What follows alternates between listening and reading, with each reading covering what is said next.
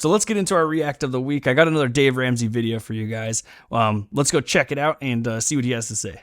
Jerry writes, my wife and I are debt-free besides our mortgage, and I'm having a tough time combating a family member who happens to work in wealth management. Oh, geez. This family member believes that using credit cards and paying them off is a great tool to build credit. This family member also believes that using a credit card is better than cash because of the rewards different cards give you, miles, cashback, etc.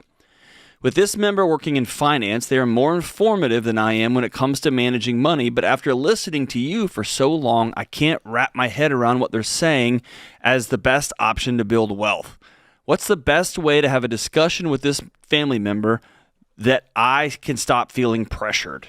All right, that's an interesting question. So I personally have credit cards, and we use them in our family, and we do get the points. But there's been no point in my life where I've been like, everybody in my family has to have a credit card. It's not the thing I try to like push. In fact, on this channel, I'm not sure we have anything talking about credit cards. Like, yeah, you could build credit with them, but like, why? If you're a financial expert, financial industry, whatever, why would you be pushing a credit card onto people as the thing? Like, most people aren't saving money. Most people aren't investing. Those are the first two steps. Like, save money, invest. Also, pay off all your high interest rate debt. I mean, that's basically where you start as any kind of financial person. So if I'm talking to anybody and they're like, where do I get going? That's what I push. Never be pushing credit cards. That's just kind of weird. I love you, and I don't agree with you, and we're not going to be able to be around each other if you don't shut up. How's that? Or,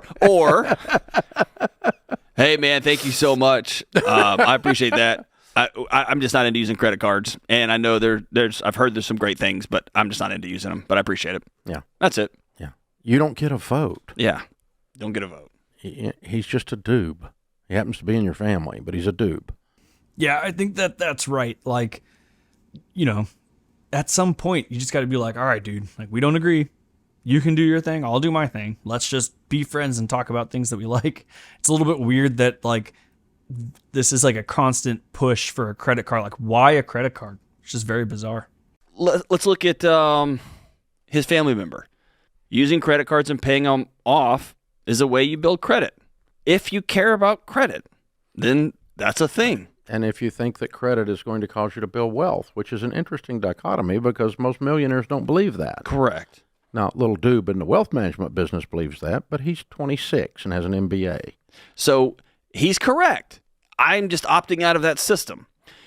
If you want to build credit, yeah, but building credit's not a method to build wealth. No, it's a waste of, it's a fun way. Unless you're wanting to build wealth for the bank. It's a fun way to run around in a circle and make other people rich. Kind of disagree with that one a little bit. So we've talked on this channel before about something called positive arbitrage, and that's where you, like, if you take your money, let's use a car example. If you're going to buy a car, let's say you have 10 grand to buy a car, and you take that 10 grand, you buy the car. Great. That's what Dave would tell you to do. You could also take that 10 grand and put it into an investment that's producing like 10% a year, like the S&P 500. On average, historical data shows above 10% a year. And then you go buy the car with a car loan. Let's say your car loan is like 5%. Well, your money would grow at a rate of 5% because you have 10% and then it's costing you 5%. The difference is 5%, right? So that's called positive arbitrage. If you want to get a good interest rate on any of that debt that you're going to be using for investing or finding interesting ways to try and do any of that stuff, you're going to want a credit score, and you're going to want your credit score to be good. So yes, you can use credit scores to build wealth to some degree.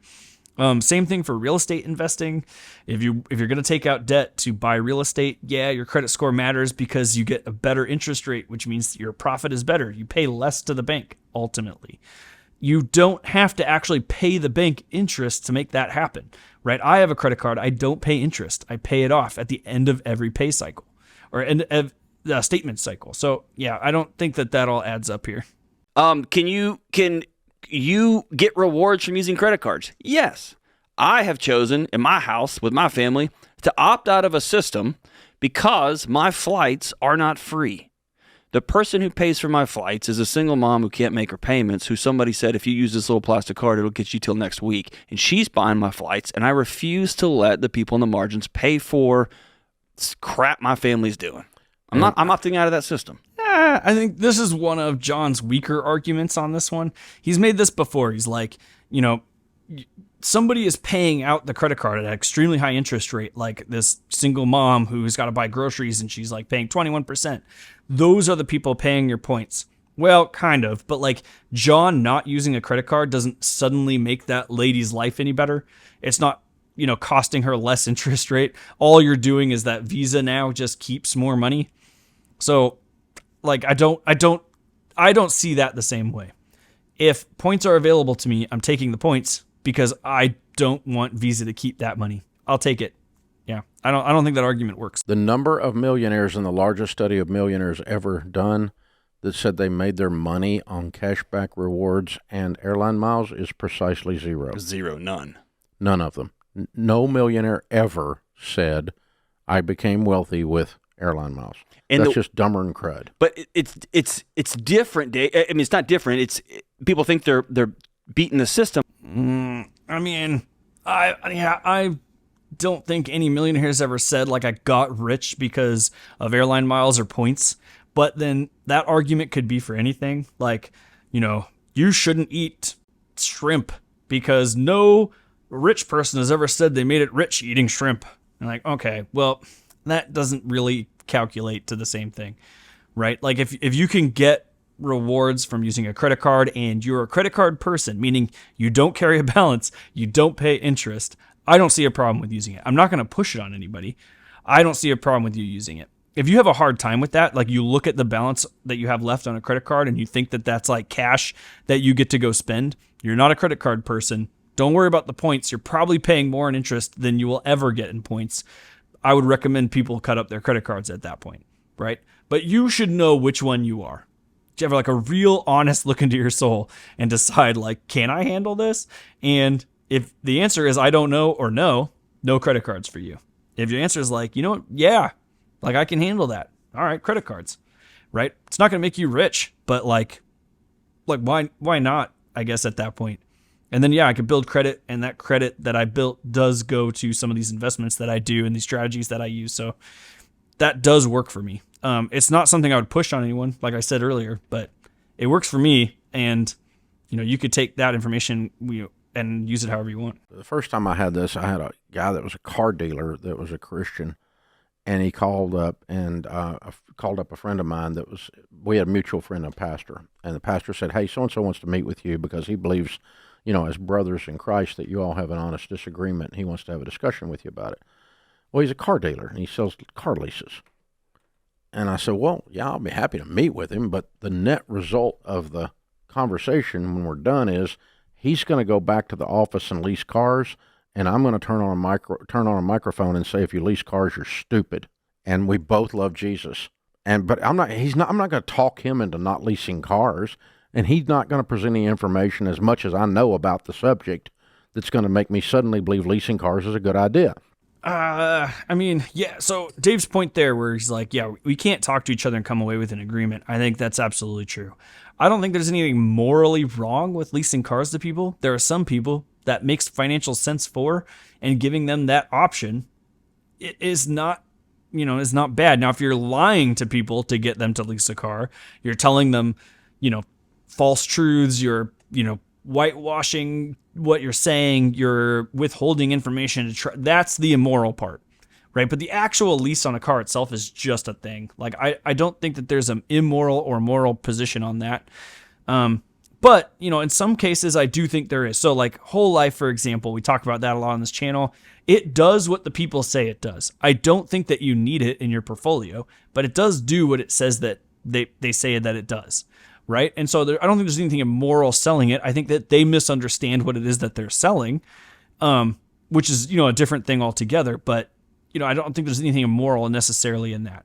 Now, with IUL and the way that like Doug Andrew, for example, positions IUL, I think that's highly immoral.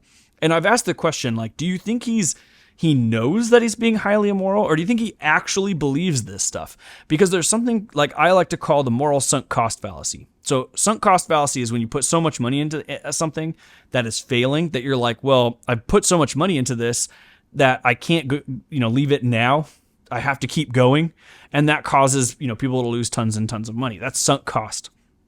Moral sunk cost fallacy is like you believe this thing to be true so much that you sell the thing to people, or, in his case, in Doug Andrews' case, he's selling something to people. In some cases, like politicians, they'll sell an idea to people and they'll be like, this is so true.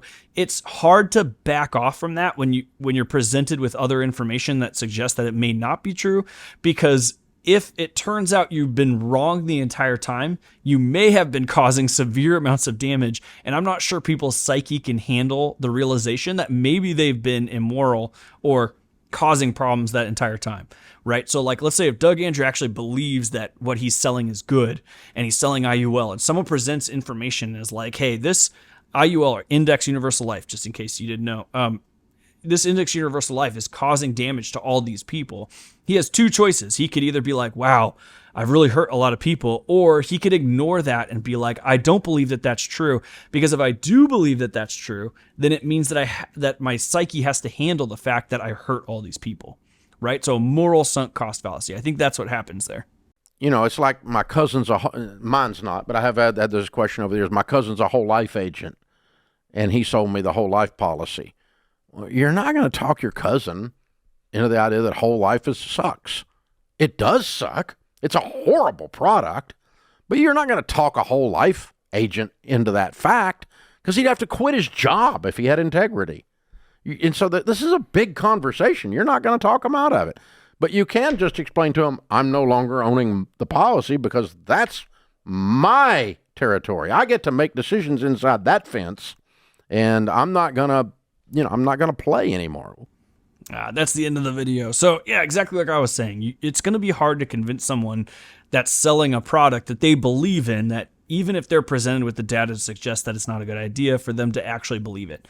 The salesman won't believe what it is that you're telling them, because admitting that fault means that they've done damage to people. They're never going to do that. And so like, I can't convince Doug Andrew to stop selling Index Universal Life. He's made millions of dollars doing this. Why would he stop? And if he can convince himself that this is the right way to go, then he feels moral and he's making it rich. And that's going to be something that's impossible to overcome in a conversation. I'm not going to be able to convince him, even with all the data in the world. I won't be able to convince him that he's wrong. So same thing for this. Like, someone with a credit card comes to you and is like, dude, this is the thing, which seems weird to me. Like, I have them and I wouldn't be pushing that like that. You're not going to convince that person that they're wrong. The best that you could do is exactly like what Dave said here, is have a conversation with them where you're like, look, like, I hear you. You make good points. I'm not going to do it. Can we go ahead and move on to a different topic, because, this isn't helping our relationship any. I think that's the best you can do. Thank you so much for stopping by. Make sure you hit wealthyidiots.com, and I'll see you guys next time.